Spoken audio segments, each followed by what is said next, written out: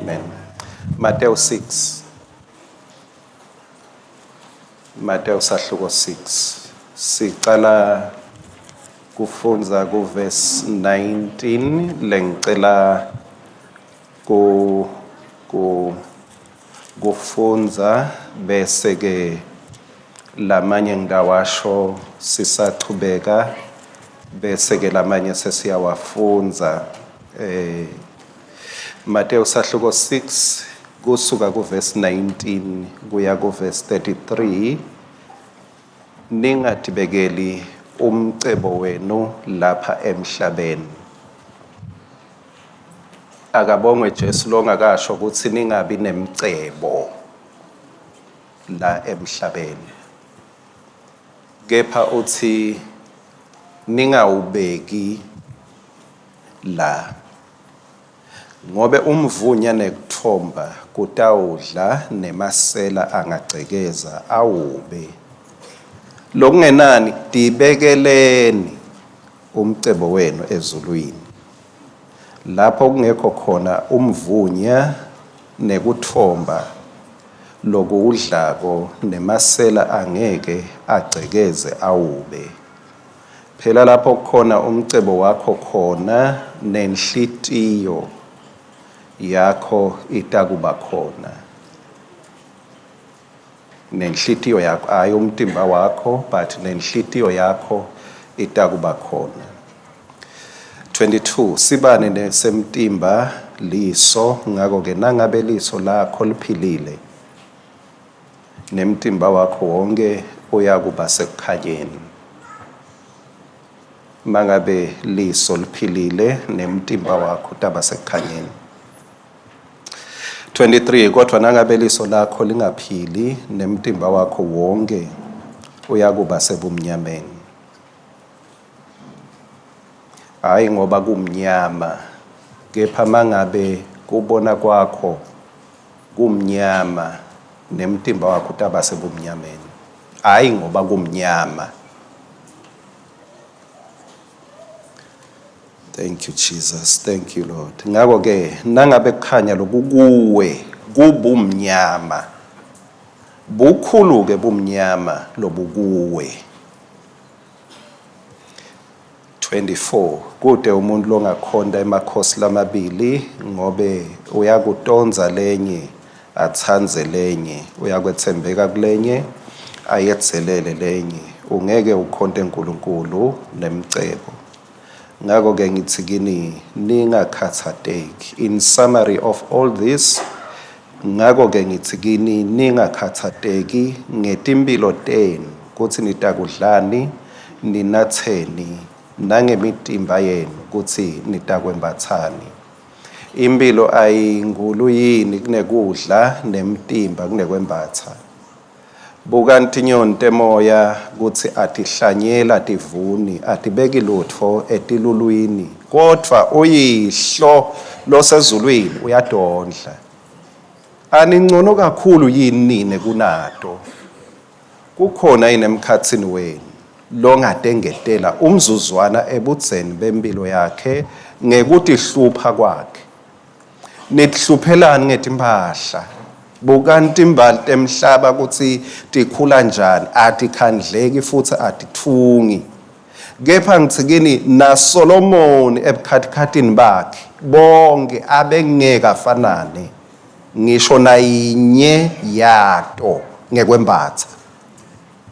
Kodwa nangabe uNkulunkulu abembathisa kangaka tshani besiganga lobuphilako lamhla kusasa bushe akayi ukunembathisa kakhulu yini nine lenine kukholwa lokuncane.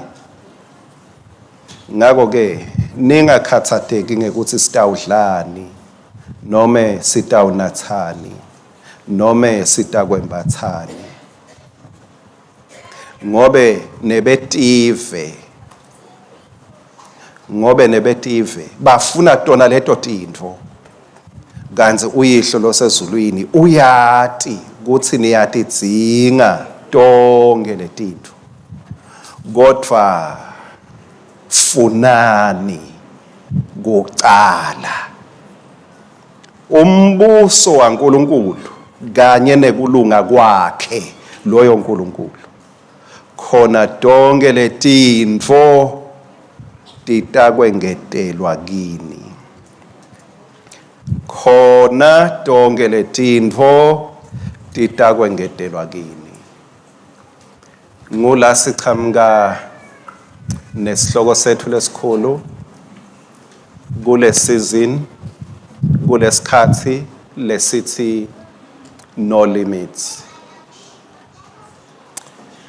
Lesihloko sisukela ekuthenini Jesu uthi tonke letintfo. Tonke letintfo. Tonke letintfo. Encwadini yemaHebheru sahluko 11 verse 6 sitawukhumbula uNkulunkulu ungumvuzi walabo labamfunako, those who diligently seek him.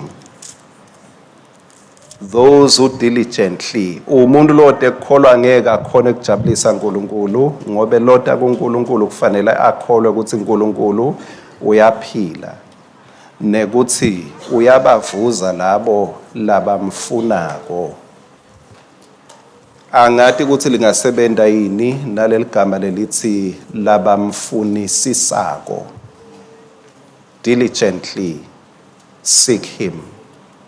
Kusho ukuthi singema level lehlukene in our pursuit of God. Ma level ethu awalingani awafanani ekufuneni uNkulunkulu. Njengalokhu nematubane ethu angalingani. Masingaphuma nje la sitheleke la mgwaqweni ungabona. Futhi ke ungethuswa liso labanye ungacabanga ukuthi ungabashiya bakuhlolele. Bakuhlolele. Ngiyamsola nje gogo Hlopha ngaba number 1.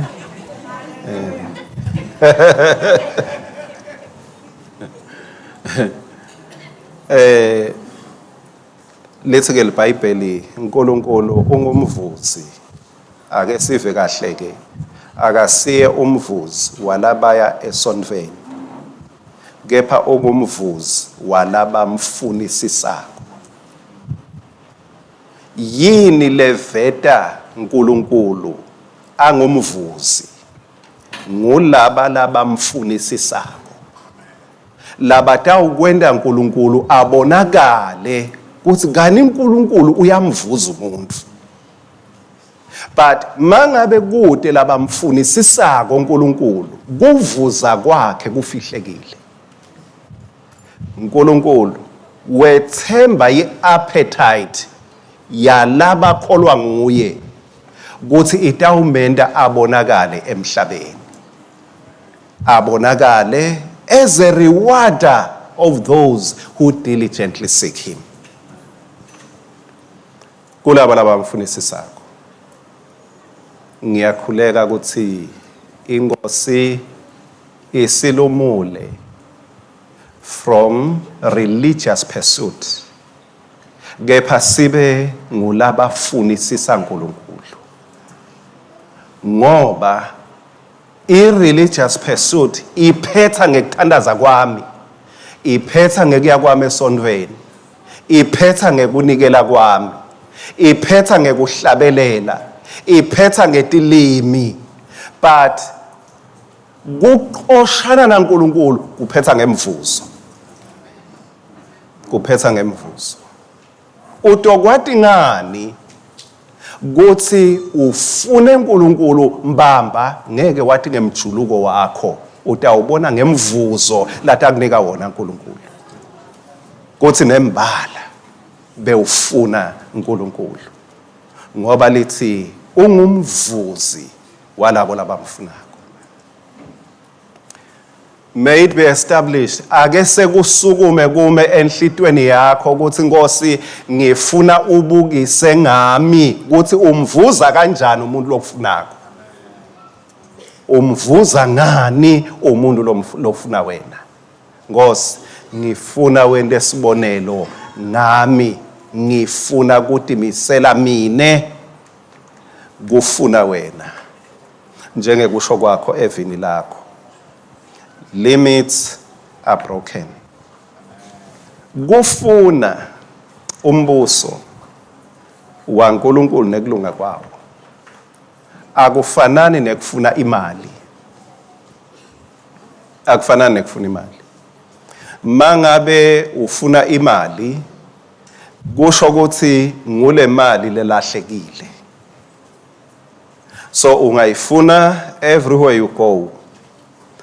But kufuna umbuso WaNkulunkulu kufanana nekufuna ekhaya kaShabangu embekelweni.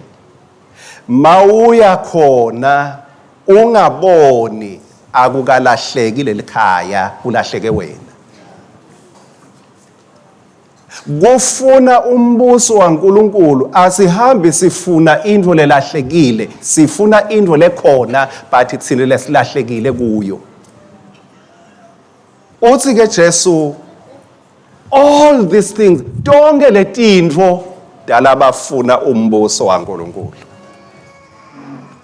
Tonke letintfo.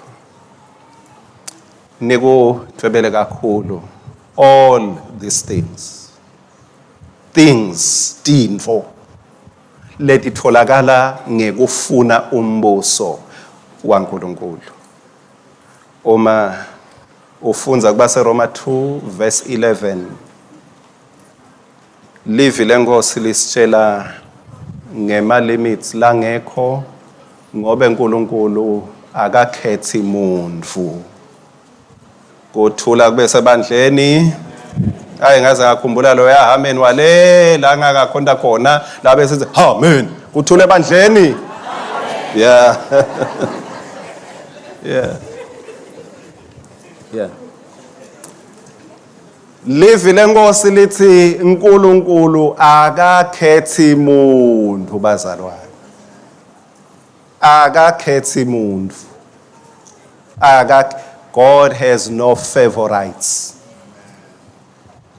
uNkulunkulu imincele yekuthi bani ungcono kunabani buso babani yephukile, there is no limits. Petro usho njalo encwadzini yezenzo 10:34-35 uthi nyalo sengiyabona, now I know ukuthi uNkulunkulu akakhethi buso bamuntu. Kuba seGalatia sahluko 3 verse 28, national limits are broken, gender limits are broken, no male or female.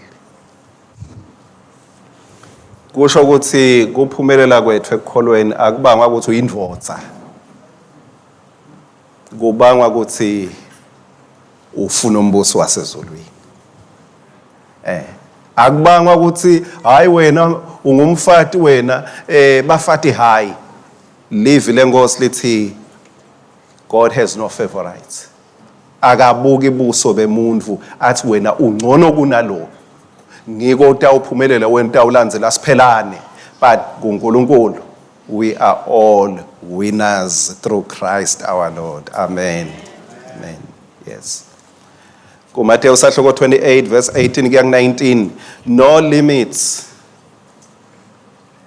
are there in the boundaries set by our governments or nations. Jesu uthi emandla onke anikwe mine sewuthi hambani emhlabeni wonke. Borders are broken, no limits. The world belongs to you. Uthi hambani emhlabeni wonke.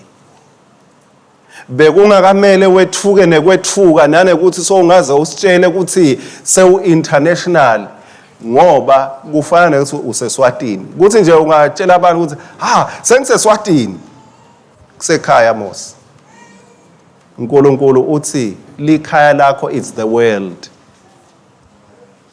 Kude nekumele uve ngazuthi sewuhluke ngako ngoba Jesu wephula imincele what you can go to the whole world and preach and make people disciples.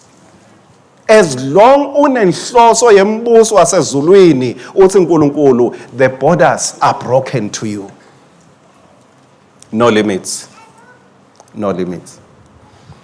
Simemo sa Jesu nasekuthandazeni uthi seningacela noma yini egameni lami itawukwendiwa.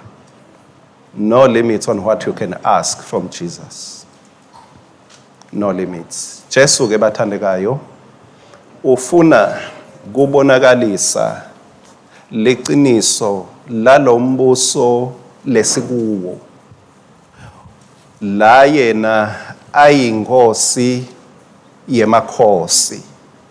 Thank you Jesus. Kumbe siyakuva ke nalamakhosi lesendiwe sabangiwo. But lamuhla Jesu ufuna kubonakalisa bukhosi bakhe. Yes, ngekushumayela, but nikhumbule verse lethu. All these things shall be added. Ngetulu kwekuthi sishumayele ufuna uNkulunkulu kubonakalisa ngetindo tembuso wasezulwini kuthi kukhona umbuso noma emahhovisi awo singeke swalocate geographically, but kukhona umbuso la embusweni. And lo mbuso ungetulu kwemibuso yonke lekhona emhlabeni. uNkulunkulu ufuna kuvakalisa bukhosi nempilo letholakala kulombuso.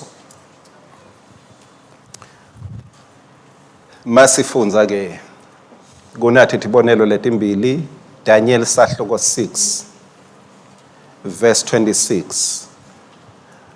Kune decrees, kune timemetelo leting2 letendiwe encwadzini ya Daniela. Not after a sermon or church attendance, attendiwanga emva kwekuya esonweni. Kepha lemthetho otho yakhokhwa emva kwekubonakala kwetintfo. Daniel 6 verse 26 uthini ke? Ngikhipha umthetho simemetelo. Angiva ke kakhudlwana. Ngikhipha umthetho simemetelo ukuthi kuyo yonke indzawo lelapha embusweni wami. Bamfu kufanele bamesabe babuye bamhloniphe uNkulunkulu wa Daniela. Ngobe uNkulunkulu lophilako futhi uyawuhlala akhona phakathe naphakathe. Umbuso wakhe ungeke ubhujiswe. Yebo, umbuso wakhe ungeke uphele. Thank you Jesus. Amen. So inkosi ke la yagcina ishintsha imithetho. Yathi kusho ukuthi Daniela uNkulunkulu lonemandla ekukhipha umuntu aphila emgodzini wemabhubesi. Lenkosi ke yaseyithi asale kushintshwake.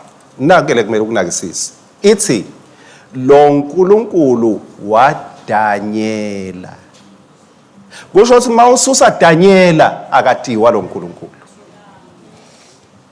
Kusho ukuthi Daniela was the key connector. Bekunguye bekaxhumanisa bantu labangamati uNkulunkulu abaxhumanisa naNkulunkulu. Wabonakala yebo bekathandaza kathathu ngelanga, kepha kuthandaza kodwa azange kwamenta lenkosi yahamba yawumemetela yathi ha Daniela uyachubeka uyathandaza sale nikhonda uNkulunkulu wa Daniela. Cha, kwadzingeka ukuthi kube netinto letiphathekako kuthi la umuntu adliwa khona phele Daniela ufike waphila. Kusho ukuthi ukhona uNkulunkulu lebesingamati noma singeke silade ligama lakhe asale nje sithi masithandaza singithandaza uNkulunkulu wa Daniela. May you introduce God. noma bangeke bamate ukuthi ngi-Elohim noma bangeke bamate ukuthi ngu-eternal God, but bamate nje ukuthi nguNkulunkulu wakho, bathandaze ngawe kuNkulunkulu wakho. Mawufunza sahluko 3 verse 28 khona lapho kuDaniel lithi Nebuchadnezzar wakhuluma wathi akathunyiswe uNkulunkulu nakake wabo Shadrach na Meshach na Abednego lothume ingilosi yakhe ukuthi ite ulamlela tinceku takhe.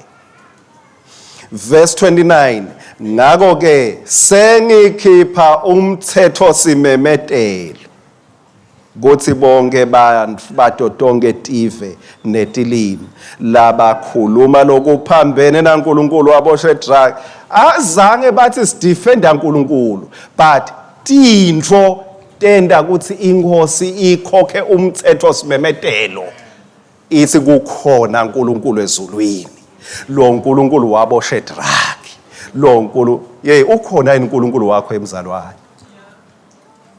uNkulunkulu wakho uthi ngikhokha umthetho simemetelo ngoba lo uNkulunkulu lo ngabonwa sewubonakele nganaba abantu laba, sewubonakele. Enzaweni lokuyo kusho ukuthi makususwa wena akufanana nekuthi kususwe liqiniso ngaNkulunkulu. Makusekhona wena akube nemaqiniso latawunambitheka ngaNkulunkulu. Mangabe kwatiwa ukuthi njengaloku lidvuma nje likhaya lakini lisinza ngetikhongwane awumelele uNkulunkulu kuze kwatiwe ukuthi likhaya litawusinza ngaNkulunkulu wakho. Mangabe ekhaya kini bekwatiwa ukuthi likhaya lekuhlupheka lekunzinza akwatiwe ukuthi leli khaya liphilile lagucuka ngisho emnothweni ngaNkulunkulu wakho. Ngikhuluma nani bazalwane? uNkulunkulu wakho akaphatheka hayi ngelisondo mawuye esondweni, kepha tigi takhe ativakale ekhaya, ativakale emsebentini, labe besaba botikoloshi, labe bacoce emsebentini bathi maye botikoloshi bayekhamana. It's an opportunity for you to introduce your God. Ungasho ukuthi nami kwacishe kwangibulala, kepha akube lithuba ukuthi ake ngimethule uNkulunkulu wami, uJesu wami uyaphila, ngiyakwesa igazi lingingcobele mina thank you Jesus.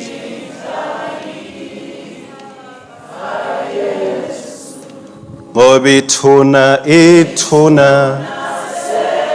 selingcotshiwe Jesu wami,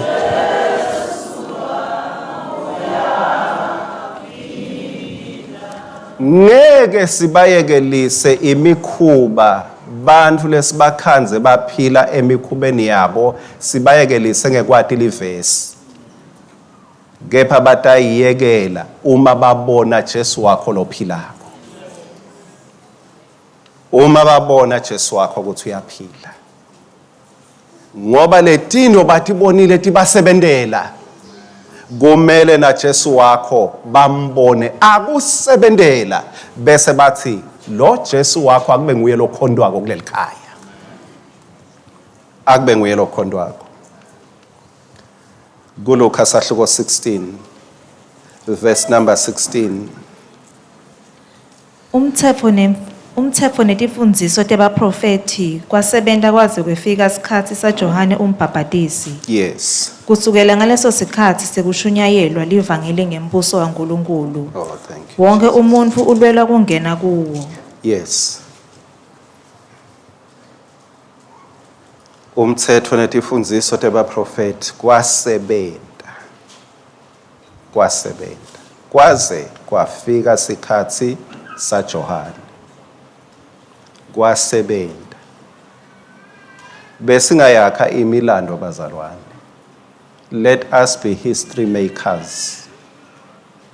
Kube khona tindo lekutawukwatiwa ukuthi betisebenta until your time. Kunetindvo betime kanje kwaze kwafika wena until your time. Selithi ke kusukela ngaleso sikhathi sekushunyayelwa livangeli ngembuso waNkulunkulu. The good news about the kingdom of God. The good news about the kingdom of God. Selithi ke wonke umuntu ulwela kungena. Hayi ukuthi abantu bayathethiswa sibangene. But abantu bayatifuca, they are forcing their way. Bathi sifuna kuba ingcenye yaleti indzaba letimnanzi. Hayi ukuthi siyabaphusha noma siyabesabisa athi hey wafa sihoko, but bathi khona into lesingayinambitha uma singalandzela liqiniso ngalombuso. Kusho ukuthi we are missing out kwasho bantu, but you don't know what you are missing out mawungekho ngala kuJesu. But let us force our way. Let us force our way. Yeah. Impilo yethu bazalwane ayisukwe phetha by church attendance. Ake kube naletindo letitawubangela abantu to force themselves to be part of you. Bafune kuba nala kunawe khona. Noma ngasaye esontweni bafune nje lo mlilo lo la kuwe. Bafune lobumnanzi lobula kuwe. Bafune letindvo labatibonako letiphathekako lapha kuwe.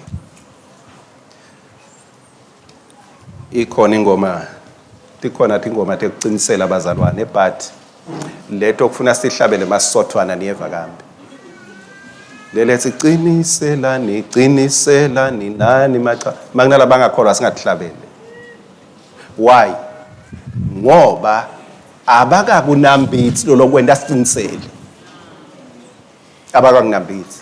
So waqala nje ngekuthi utshela umuntu ukuthi hey buya kuJesu but kufuna uqinisele. Utawuthi ngifelani. Kumele ukuthi thine lesesinambithile lempilo imende lo muntu abone ukuthi uyathi ngiyalahlekelwa ngekungabi ingcenye nayo impilo nayo. Hayi ngekungabi ingcenye yokuqinisela, but impilo ngempilo.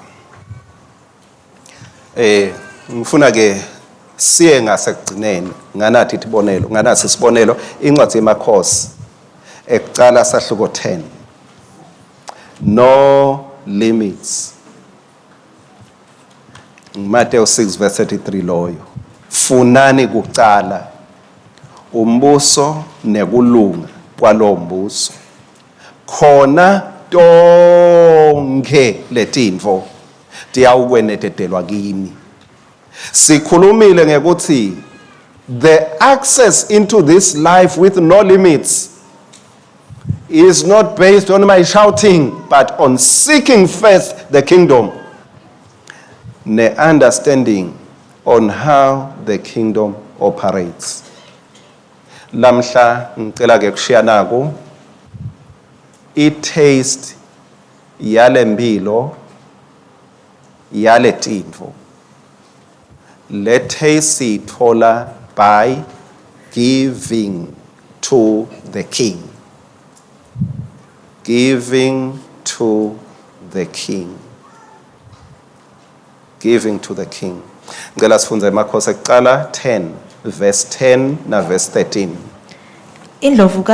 Indlovukazi yase ipha inkosi Solomoni igolide leyangemakhilogramu langaba ngu-4,000 nemidlidlimba yetinanzisi kanye nematshe laligugu.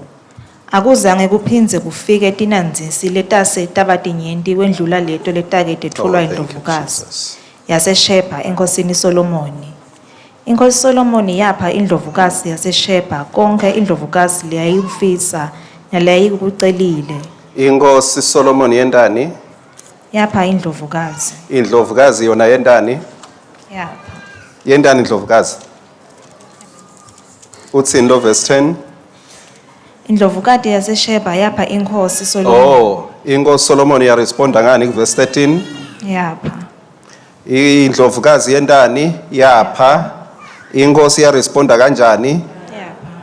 Ayirespondanga nga thank you. Giving to the king. Sifunzile sahluko la khona Solomon wathi ucela ngesikhathi wacala ngemnikelo. Wanikela ngemnikelo lo inkulungwane 1000. uNkulunkulu wase uyaresponda ku Solomon. Wathi Solomon, hase ukhwebule tindvo na. Cela noma yini lo ifunako. Solomon ulethe sipho sakhe. uNkulunkulu wathi ngifuna ukukhombisa ukuthi you cannot outgive me. Ngeke ungehlule ngekupha. Nang queen sesiyekela ke uNkulunkulu sesibuya kuna ngoba this is the pattern yala kulombuso. Nang queen uyafika enkosini utohalalisa kuhlakanipha lanako netipho lanato. Uyafika uyethula enkosini. Iyahlala inkosi iyabuka. Ibita abafana bayo. It's lanzani tindodami. Walanza. Kuphiwa lona lophile. Angibathi bangabe baphekeletela. Kepha siva athi nabo babe sebaphiwa. Kepha lolo wakhokha wapha. Kuthiwa wathwala umdlidlimba nangwa ekhaya. Kucala wanikwa labe kanjani? Verse 13. Wanikwa kanjani? La kufisako. Yes. Yes. Inkosi Solomon yapha indlovukati yaseSheba konke indlovukati leyayikufisa. Konke beyikufisa 1. Number 2. Leyayikucelile. Nale beyikucelile. Ngetulu kwaloko leyayiphe kona ngekwephana kwayo. So uyeva imbathela. Uyamva abundance. Uyamva all things. Uyamva ukukhwebulela kungakhwetshulwa khona. Esikhundleni sekuthi ahambe netimbongolo takhe leting2 leta tethwele ngiyabekisa. Kwathi ngaboleke letinye timbongolo. Ethwalela sabuya nako labe kayawupha khona. Seku more than enough. Ngicela more than enough angagcine ngomene ebazalwane. Asisugcina ngeke yawutshekule ezulwini, kufuna sitshekule mbamba ngala. My cup runneth over. Indzebe yami yacicimba. Impela lokuhle nemusa kuyangilandzela. Tinsuku tonke tekuphila kwami ngiyawuhlala endlini yasimakathe.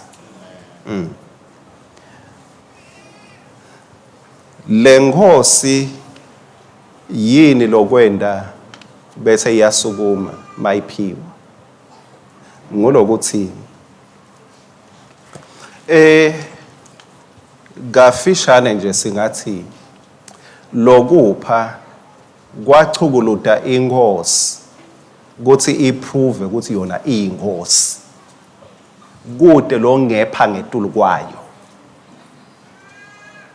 kude lo ngapha ngetulu kwayo but lenkosi noma beyinako konke akazange lo queen athi ngidocela but bekasati sikhiya secela ukuthi indlela yekucela enkosini kupha wahamba wayawukupha wathi makapha wabela nemcicimbe ekhaya kwangathi inkosi isavule emehlo akhe kamoya bekungaphatheka ukuthi ngeke ube empty handed. It is not a waste kupha Jesu njengenkosi yakho. It's never a waste. Kwesibili lesikubonako la ukuthi uma sipha inkosi yethu lenguJesu, it is more for our benefit than for his benefit. Kuzuza thine. Jesu akasho ukuthi, "Oh, thank you very much." Solomon akasho ukuthi, "Woo, ngiyabonga, hey, waze wangihlolela." Yiloko. Why? Because Solomon owned more than enough. So lona makapha bekati sita yena, bekangasita inkosi. Mawupha. I am sorry lokuthi i-religion seyisifundise kakhulu ukuthi masipha ikakhulu esontweni sifake ebaskidini. I'm just supporting. Esikhundleni sekuthi sibe nako ingqondweni tethu ukuthi I am giving to the King of Kings. I am giving to the God who has more than enough. Angiphi uNkulunkulu lo uhluphekile lofuna nje locela isupport, kepha ngipha for my own good, for my own benefit, for my own benefit. Thank you, Jesus. Uthini ke Jesu encwadini yaMarko 10 bese siyagcina kuMarko 10 verse 28 na 30. Marko 10 verse 28 kuya ku-30 kuthi ke lapho Petro wathi kuye, "Buka la, thina sishiye konke salandzela wena. Ngalama amagama, we have sacrificed all salandzela wena. Kulo mbuso wakho ngoba uyinkosi sesishiye konke, sidzele konke, sadzela ngenxa yakho kuthi sitawulandzela wena. Awuveke inkosi yakho siyaphendula yathi, ithi inkosi Jesu, ngiqinisile ngithi kini, loyo loshiye umuti nome bomnakabo nome bodzadzewabo nome unina nome uyise nome bantwana nome emasimi ngenxa yami nangenxa yelivangeli uyakwemukeliswa lokunganani."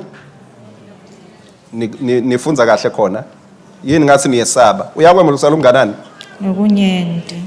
Uyakwemukela kuphi ezulwini? Uyakwemukela kuphi? Uyakwemukela kuphi? Emhlabeni. Yini ngathi niyesaba bazalwane? Uyakwemukela kuphi? Emhlabeni. Lamhlabeni. Lamhlabeni. Ayihamba inhliziyo yami uyele ezulwini. Utakwemukela nyalo lamhlabeni. Lokunyendi aselapha kulomhlaba. Lalela ke kuyabalwa. Kusho inkosi yami, uyawuphiwa ngalokuphindwe kalikhulu mayibabe. Hayi inkosi yami. Uyawuphiwa thani times 100. No, bengisho nje ukuthi times konke lonako nga100. Times akonke lonako ku times nga100. Lolo kuhluphako ke embusweni waNkulunkulu mawuna 0 times 100 ngibani? Ngizero. Uyihero mahero. Uyawuphiwa, oh thank you Jesus. Hamba uthi times 100 uthi uyawuphiwa ngalokuphindwe kalikhulu. Kusho umuntu lotati ukuthi balo. Nalophe ingqondo bani ukuthi bakhona kubala. Uthi batawuphiwa ngalokuphindwe times 100. Basela emhlabeni. Batawuphiwa ini? Kubaliwe kambe ngalokuphindwe kalikhulu. Bala number 1 uyaphiwa ini? Imidi. Uyaphiwa ini? Yini ngathi niyesaba bazalwane? Niyayesaba le midi. Uyawuphiwa imidi. Aphiwe nani? Nabomnakabo. Nabomnakabo. Aphiwe nani? Nabodzadzewabo. Nabodzadzewabo. Aphiwe nani? Nabonina. Nabonina. Aphiwe nani? Nebantfwana. Nebantfwana. Aphiwe nani? Nemasimi. Uthule bandleni. But ungahamba ungenele emasimi ebantu uvuna la ungakahlanyeli khona. uthi ngemasim ya kunengcenye lebhlungwana lapha. Yebo nani ngisho nani neti Ihlupheko. phela kunengi letinto vele.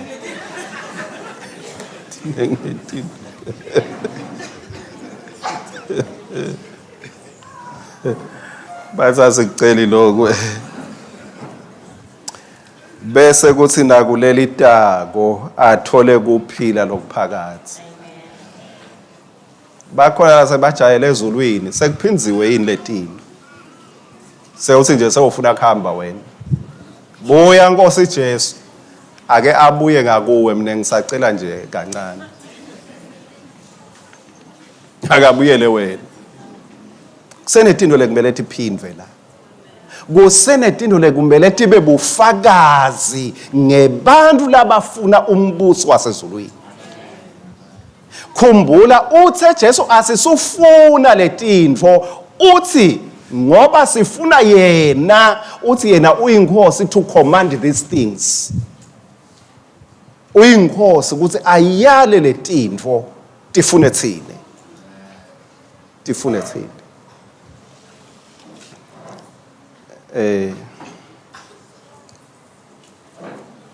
Ngalamanye amagama mawunika kuJesu uprovoka bukhosi bakhe kuthi akhombise ukuthi uyathi kuthini ngeke uzulingane naye ngekupha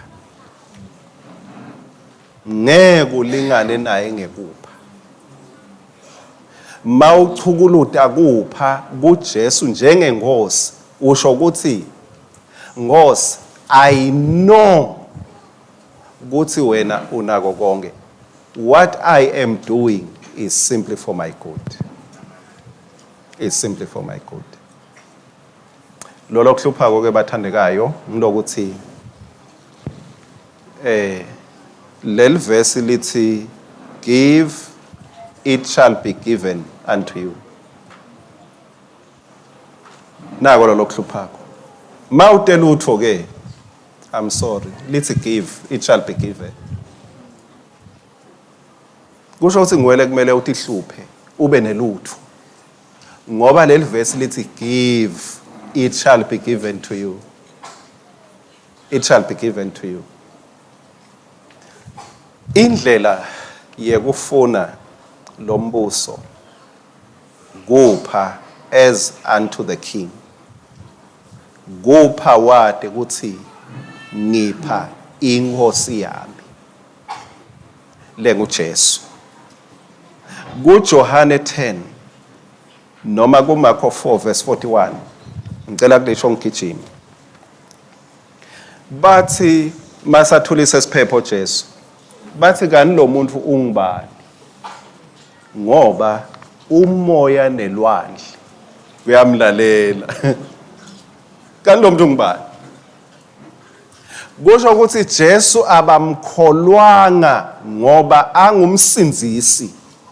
Bamkholwa ngoba tintfo bekati thulisa tithule. Timlalele. Kunebantu labangeke bakukholwe ukuthi ungumzalwane ngoba uphatha iBhayibheli uyesonveni. Kepha labatawukholwa ukuthi nembala ungumntfwana waNkulunkulu. Makunetindo lotati thulisa tithule. Makunetindo lotati thulisa tithule. La Johane 10 verse 38 uthi Jesu noma beningethe nakholwa nguloku lenkwendako noma ningethe nakholwa ngimi even if though you do not believe me believe the works. Kholwani ngile misebenzi. Kholwani ngule misebenzi. Kumele ke bathandekayo etinsukwini tekugcina. LeBhayibheli silifunze silikholwe. Likhicite imisebenzi through us. Lestout noma leliBhayibheli bathi njengalokuna lamanye amavi awalifundi leliBhayibheli abafuna isiphathe leliBhayibheli. Lamanye amavi. Ngilase stout ke thank God for emaBhayibheli asetingcingweni nema iPads ngoba kukhona lama uchamuka nje nalencwadi uboshiwe. But ke Nkosi yami, sorry, too late, selangena kuletinye ema-gadgets. Yes. So ungacalekisi kakhulu ukuthi iBhayibheli lifuna netingcingweni. uNkulunkulu umdzala kakhulu kunathi. Uyakhumbula entsabeni? Wathi uNkulunkulu, bring the tablets, I want to write. I-tablet kade yabakhona. So ungakwethusi nje, ungethuki ukuthi hayi wena uthanza leli, that's fine. But uNkulunkulu has no problem. I-tablet kade ayade uNkulunkulu. Yeah. So la khona leli Bible lingeke lingene khona, but ungene ngemisebenzi lekhicitwa ngeleli Bible. Ungene ngemphumela walokho entiwa ngeleli Bible. Uthi noma ningethe nakholwa ukuthi John 3 verse 16 uthi kepha kholwani ngunayo imisebenzi. Uthi Jesu noma ningethe nakholwa ukuthi ngingumsindisi, but bukani imisebenzi lengiyendile. Ayikhombi yini ukuthi ngingibani. Let the works show that you are the son and daughter of the Most High God. Ngetulo kwethu kuhlabelela nekuthandaza imisebenzi ayisidalule bazalwane. Petro nalabe kadwe banabo ubusuku bonke. Wathi Jesu emva kokuba hayi Jesu, Petro nalabe kadwe banabo sebabambile tinhlanti. Ngalelo langa lekwehluleka kwabo kubamba tinhlanti kwaba lilanga lebufakazi lobukhulu. Ngesikhathi bonke laba professional ekudwebeni behluleka, Petro wachamuka nelivi lasezulwini. Mabamba tinhlanti Petro wacela abantu for the first time, I think, empilweni yakhe. Wacela abantu wathi ngiloyakete atoti thathela umkhumbi wami uyacwila. Ngiloyaka ahamba yovula ibhizinisi, buyani nithathe mahala. Wathola lithuba Petru lekufakaza ngale misebenzi yaJesu. Wakhona kufakaza ngaJesu. Akashongo ukuthi buyani kuJesu ndawubona timanga. Kepha wathi makabutha tifish bambuta labathi Petru uthi thathaphi tifish letingaka lamuhla mahala awucabange yakho ibhizinisi. Wathi Petru kukhona umuntu lothe angiphose ekujuleni. Tinhlandi letinengi tabakha bufakazi baPetru ngalokuphathekako. Bufakazi bethu ake buphatheke kuze ukuthi site ukhona kukhomba ukuthi nango umthokothisi. Sitamkhomba kahle Jesu about these things. Ngiko ke Jesu athi seek first, funani kucala umbuso, khona tonke letinto titawukwenetetelwa. Mase kwenetetelwa letintfo ngila sesinebufakazi khona ke ukuthi ungendela konke lokuhle. Jehova umelusi wami, he keeps on doing great things. Ngeke kube simanga kwendelwa tintfo letinkulu. Impilo yakho neyami, our lives without limits shall bear the greatest testimony about our invisible King. Ngaloko kutakwendeka ke lo Luka 16, people shall press in to follow you ezulandzela uNkulunkulu wakho. Ngeke kube nguwe lobabheka umtako buyani kuJesu, but utawubathi uyabaphunga ukuthi bakhweshe bathi lo Jesu wakho siyamfuna ngoba wenda tinto letiphathekako. Futhi lo Jesu wakho akahambelani njengemadimoni bese uyakuhambela lokho la kunike kona. Freely you have received and therefore freely give. God wants to set you up as a testimony, a living testimony. Ngeliqiniso lembuso lokhona but longabonwa ngeliso lenyama. Ngicela libandla lisukume site uthandaza.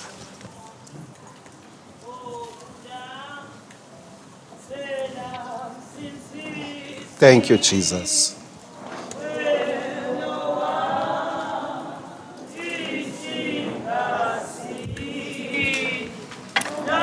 Thank you, Jesus.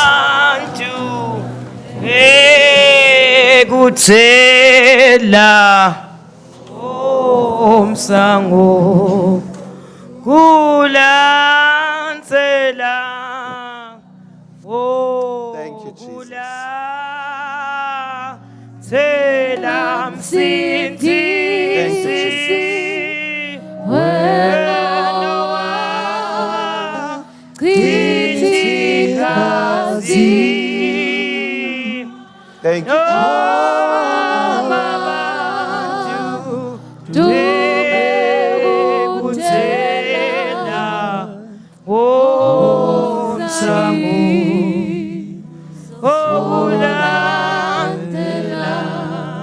Ngalelinye ilanga Jesu bamciphile, bathatha imali, bathi kuye kumele nisikhokhe umthelo kusiza. Uthi Jesu ngikhombiseni le mali. Wathi kunesithombe sabani, whose image, whose portrait is on the coin. Bathi kunebuso, kunesithombe sasiza. Wase uthi Jesu nikani siza noma Kesari lokungekwakhe. Wangagcini lapho. Wasuthi nikani naNkulunkulu lokungekwakhe. Ngalama amagama kulesithombe semali, kunesithombe lesithi le mali loyiphethe yasiza. But ungakhohlwa nawe wakhiwe ngesithombe noma ngemfanekiso waNkulunkulu. Mangabe le mali nemfanekiso wasiza, mnike siza lokufanele yena bese unika uNkulunkulu lokufanele yena. Ngoba wena wakhiwe ngemfanekiso waNkulunkulu, dinikele kuNkulunkulu wakho. Thank you, Jesus. Uyakwathi uNkulunkulu ukuthi kulungisa lokungalungi. Uyakwathi ukucondzisa lokungaconzi. Mawutezamela wena awuzange utakha awutilethanga emhlabeni. Ukhona lo wathi every joint, every bone, every nerve. Wathi la kuhlangana khona nala kungahlangani khona. Nguko le Bible lithi munye umsindzisi phakathi kwemuntu naNkulunkulu. Loyo muntu nguKristu Jesu. Babelo ngcwele, as we open our hearts to you, nane livi lakho loko lele kushito in the depth of our hearts. I want to believe, Lord, that you truly want to show the reality of your kingdom through these things. Through these things. Through these things. Ufuna abantu Nkosi basilandzele ngenxa yakho, hayi ngenxa yethu. Ufuna basilandzele ngenxa yembuso wakho, hayi ngenxa yetakhiwo, hayi ngenxa yokuhlabelela nemakhono ethu. Ufuna basilandzele ngenxa yakho. Through these things. Through these things. Petro had no connection. Kube akuzange kwaba netinhlandi. Letedlula likhono lakhe. We can try through our profession, through the normal way of living. Kepha Nkosi siyabona ukuthi akukeneli for people to really pursue who you are. Ngicela kwembuleleka Nkosi lokuchamuka ngamoya wakho longcwele komunye nangamunye kubantwana bakho. Sisaphuma athi ake senginyathele ngalolunye lunyawo. Ake sengibeke phambili umbuso waNkulunkulu nekulunga kwakhe. Let me be a God and a kingdom seeker. Hallelujah. Thank you, Jesus. I ask that you deposit that in our spirit, and that will be our walk. Kingdom seekers. Kunyakade bantu labafuna umbuso nekulunga kwasezulwini. Thank you, Lord. We thank you for the abundance of rewards as we set our minds. Jenga Solomoni lo wasetha inhlito yakhe ekucondzeni to understand livi lakho lithi because of that heart you rewarded him. Nalamuhla Nkosi umnyakato wema rewards from you ahlangabetana netinhlitiyo letithi, I want to seek after you. Thank you, Lord, for the blessing and reviving our soul and appetites to seek after the kingdom, not after things, but to seek after you. And that we shall experience the abundance of these things. These things. These things. Ubalile wathi yimidi, these things. Wathi bomnakethu, these things. The limits are broken. These things shall be yours. The limits are broken. As we pursue and seek the kingdom. Ngingakagcini nemthandazo kumbe ukhona lamuhla lothi yebo nkulunkulu ngingamnika lenginako kepha besolo ngigodlile impilo yami. Gani impilo yami ngiyona ihamba phambili kunaloku lenginako. Ngoba nkulunkulu wathola impilo yami utawuthola nalenginako. Angifuni kuphike kumnika tinto lenginato nkulunkulu kepha ngifuna kumnika lucobo lwami. Kuze kuthi konke lenginako kube kwakhe nkulunkulu. Ukhona yini lamhla lothi ngifuna ukuthatha leso sinqumo uphakamise isandla sakho sangesekudla uthi Nkosi Jesu mina ngithinikela kuwe. Ngakhiwe ngemfanekiso wakho. Angifuni kuphike ukuthi zama ngeshape, ngifuna Nkosi kube nguwe longinika ishape yakho. Ngoba ungakhe unenhloso yekuthi ngikufude. Thank you, Jesus. Cela kubona ngesandla sakho ukhona lothatha sinqumo lamhla. Nkosi Jesu, nayi yami impilo ngiyinikela kuwe. Thank you, Jesus. Thank you, Jesus. Counselors, ngicela ningibonele nasiya sandla nasiya, ningibonele nasiya, ningibonele nasiya. Bothishela bami ba Sunday school ningibonele naba bangani bami labaphakamise tandla. Babelo ngcwele, may the decision be sealed in the covenant of Jesus Christ. Thank you, Lord Jesus. Wena locala umsebenzi lomuhle siyakholda uphelelisa. Kulabo lamhla labathatha leti nqumo letimgcwa kangaka. I thank you, Lord, that you shall perfect everything that you have begun. Kuwe akube lithumo netibongo emandla nengadimulo. Ngiyakhuleka Nkosi ukuthi akube kuphumula kuye wonke lote kuwe. May your sons and daughters find rest. You are blessed in Christ. You are blessed going in, you are blessed going out. And may God shine his face and guide you in the seeking of his kingdom. Ngiyati ukuthi abundance and all things are yours as you set your mind and your heart in seeking the kingdom of God with limits broken. In Jesus' name, amen. Let us give him praise in the house of the Lord today. Thank you, Jesus.